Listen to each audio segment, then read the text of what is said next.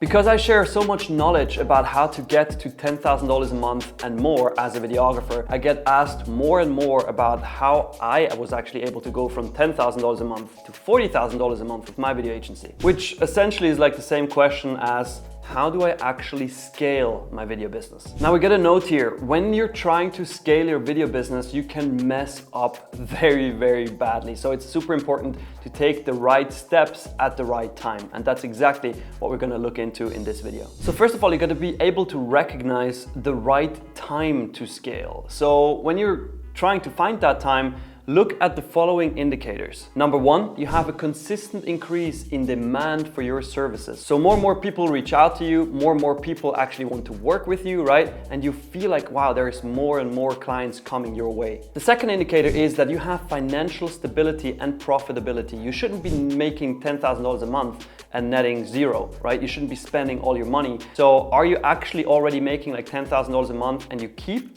around 5, 6, 7K? That would be great, because if you have that, then it's the right time to scale. Number three, you need a solid and reliable client base. If you're chasing new client after new client after new client and you never have them come back, you never have them on a retail deal, never have them on a recurring service, then you're missing out and it's not the right time to scale yet. And the fourth indicator is that you repeatedly have to turn down projects because you're just overloaded. You have too much workload. If that's the case, then definitely time to go. All right, so now let's assume it is the right time for you to scale. If not, then stop watching this video. But if it is the right time to scale, then the first step to take is to hire additional team members. And the first additional team member in 99% of the cases in all video agencies is an editor. Somebody who can take off the editing workload of your plate so you can free up your time for more important tasks that actually move the business forward. Now, once you have the editor in place, the second hire you want to make is an appointment setter. This is somebody who goes outbound, reaches out to people and actually sets appointments for you to close. The third hire should be a back office / administration assistant. Somebody who takes care of all the invoices, the contracts, the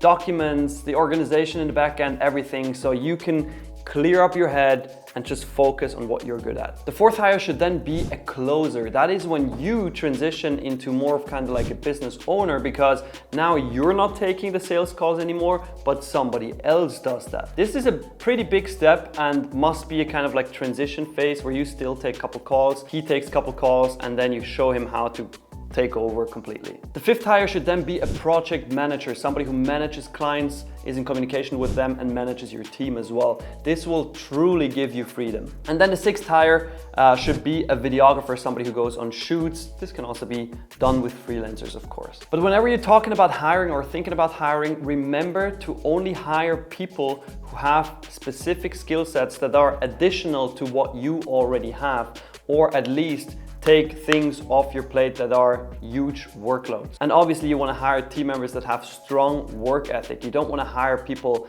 who just are lazy, you know? You don't just want to hire your friend or your family member just because it's the easiest. Really go through interviews, interview many people before you hire, but then at least you make the right hire immediately. All right, so now that you hired additional team members, it is time to outsource certain tasks. The number one task to outsource once you have team members and everything is rolling, you know, is accounting and bookkeeping. Get yourself a good accountant, somebody who proactively teaches you and shows you where you can save money on tax, where you can save expenses, where you can do whatever, right? You want to have full control over your expenses. You want to have full control over your financials, full control over how much profit you're making, so you truly understand what is going on with the business. And that will never be as easy as when you just have an external person looking over these numbers together with you. The second task to outsource is marketing and social media management. Have somebody else do that, you know? Focus on your business, focus on your videos,